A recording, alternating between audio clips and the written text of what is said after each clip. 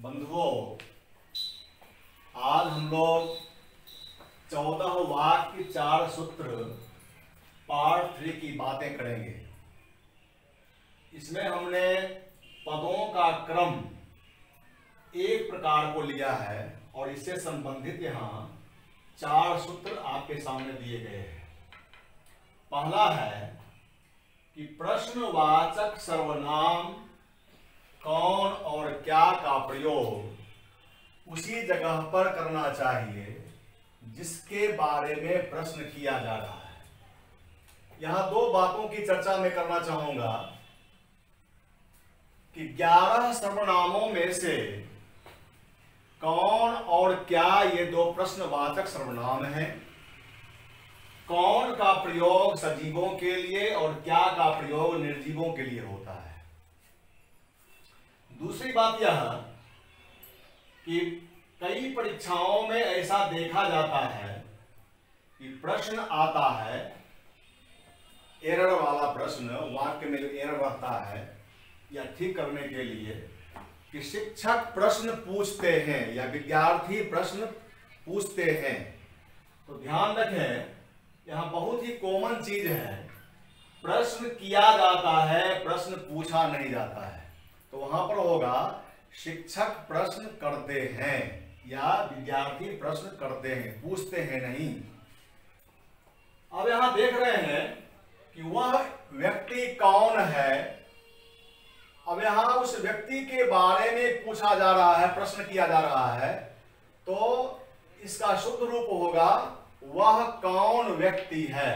अब देखिए, यहां कौन का प्रयोग जो है व्यक्ति के पहले किया गया है, यह व्यक्ति के बाद हुआ है। यही क्रम जो है यह उल्टा यहां है और यह सही क्रम है। दूसरा है वह लाया क्या है, तो इसको भी आप सहज रूप में कर सकते हैं, वह क्या लाया है, क्योंकि जो कुछ लाया है उसी के बारे में पूछा जा रहा है, प्रश्न किया जा रहा है। अगला है कि प्रश्नवाचक वाक्य बनाने के लिए क्या का प्रयोग वाक्य के आरंभ में करना चाहिए और वाक्य के अंत में प्रश्न सूचक चिन्ह अवश्य डालना चाहिए। यदि प्रश्न सूचक चिन्ह का प्रयोग आप नहीं करते हैं तो ऐसी स्थिति में आपका वाक्य अशुद्ध माना जाएगा। अब देखिए, जैसे यहां दिया हुआ है बलवान क्या हमारा भाग नहीं है, तो यहां क्या का प्रयोग जो है वह वाक्य के आरंभ में नहीं हुआ है, इसलिए यह प्रश्नवाचक वाक्य होते हुए भी सही नहीं है, गलत है। आपको प्रयोग करना होगा क्या का प्रयोग पहले। तो आप लिखेंगे क्या गलवान हमारा भाग नहीं है। तीसरा सूत्र है पूर्वकालिक क्रिया को कर्म और मुख्य क्रिया के पहले रखना चाहिए। पूर्वकालिक क्रिया के बारे में थोड़ी सी जानकारी दे दूं। यह दो शब्दों से बना हुआ है, पूर्व और काल। इसमें एक प्रत्यय है, यानी पिछले काल में जो क्रिया हो चुकी है, पूर्ण हो चुकी है, अर्थात वह क्रिया जो समाप्त हो चुकी और समाप्त होने के बाद फिर दूसरी क्रिया आरंभ हुई है, तो जो समापित क्रिया है उस समापित क्रिया को ही पूर्वकालिक क्रिया कहते हैं। तो पूर्वकालिक क्रिया का प्रयोग कर्म और मुख्य क्रिया के पहले करना चाहिए। यह पारंपरिक एक तरीका है, विधि है।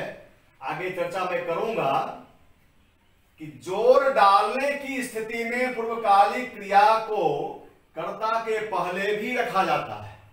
तो पहले इसको देखें, जैसे यहां लिखा हुआ है वह खाकर जाता है।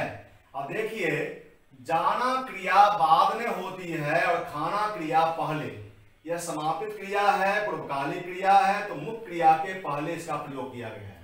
दूसरा आप देखें, वह खाकर विद्यालय जाता है। यहां जाना क्रिया जो है मुख्य क्रिया है और खाकर पूर्वकालिक क्रिया है। तीसरा वाक्य है अध्यापक पढ़ाकर घर जाते हैं। यहां भी देखें कि जाना क्रिया मुख्य क्रिया है और पढ़ाना क्रिया पूर्वकालिक क्रिया है। हमने ही बताया आपको कि जोर डालने की स्थिति में, यानी जिस पद पर जोर दिया जाए, वैसी स्थिति में पूर्वकालिक क्रिया का प्रयोग हम कर्ता के पहले भी कर सकते हैं। ऐसा प्रयोग होता भी है। जैसे मुझे देखकर वह रोने लगा। अब देखिए, वह कर्ता है और उसके पहले देखकर का प्रयोग हुआ। दूसरा देखते हैं, विषधर देखकर सबों के रोंगटे खड़े हो जाते हैं। अब देखिए, देखकर का प्रयोग पहले हुआ है। चौथा सूत्र है कि विस्मयादि बोधक अव्यय का प्रयोग वाक्य के आरंभ में करना चाहिए और जो विस्मय सूचक पद है उसके बाद विस्मयार्थक या विस्मय सूचक चिन्ह का प्रयोग अवश्य करना चाहिए। अगर आप प्रयोग नहीं करते हैं तो आपका वाक्य गलत माना जाएगा। और एक बात ध्यान देने योग्य है कि विस्मय सूचक चिन्ह और संबोधन के चिन्ह, दोनों चिन्ह समान होते हैं, एक तरह के ही देखे जाते हैं। एक लकीर देते हैं और नीचे बिंदु का प्रयोग करते हैं। अब देखिए, यहां लिखा हुआ है, वाह आपने भी क्या खूब लिखा है। तो वाह के बाद हमने विस्मय सूचक चिन्ह का प्रयोग किया है और विस्मयादि बोधक यह अव्यय है, इसका प्रयोग पहले किया गया है। दूसरा है, काश हमारा घर भी समंदर के किनारे होता। यहाँ काश का प्रयोग पहले हुआ, उसके बाद विस्मय सूचक चिन्ह का प्रयोग किया गया है। एक बात और जानने योग्य है, जब आप निबंध लिखते हैं, पत्र लिखते हैं या फिर कोई अनुच्छेद लिखते हैं या किसी प्रश्न का उत्तर ही लिखते हैं, तो ऐसी स्थिति में यदि आप विस्मयादि बोधक अव्यय का प्रयोग करते हैं तो आपके वाक्यों में जीवंतता आती है। लगता है कि बिल्कुल हमारे सामने वह स्थिति है, एक शब्द चित्र खिंच जाता है। इसलिए इसका यथोचित प्रयोग करना चाहिए। वाह, काश, शाबाश, हाय, अरे, आहा, ओह, ऐसे विस्मयादि बोधक अव्ययों का प्रयोग अवश्य होना चाहिए। अब अंत में एक बात मैं आपको यह बताना चाहता हूं कि ये 4 सूत्र और कुछ वाक्य जो आपके सामने दिए गए हैं, यह गद्य में ही देखा जाता है। जो पद्य विधा है, काव्य है, उस काव्य में पदों का क्रम टूट जाता है। एक दो एग्जाम्पल मैं आपके सामने रखना चाहूंगा। जैसे प्रिय प्रवास में हरिऔध ने लिखा है।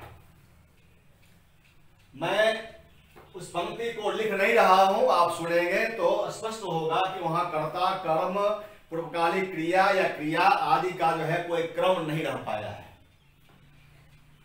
दो प्राणी भी अवनी ब्रज के साथ जो बैठते थे, तो आने की नो मधुबन से बात ही थे चलाते। पूछा जाता परस्पर भी व्यग्रता से यही था, दोनों प्यारे कुंवर अब लौट के क्यों न आए। अगला देखें आप, पंचवटी में शूर्पणखा का प्रसंग है। उसमें मैथिली शरण गुप्त जी ने लिखा है, कहूं मानवी यदि मैं तुमको, तो ऐसा संकोच कहां। कहूं दानवी तो उसमें है यह लावण्य की लोच कहां।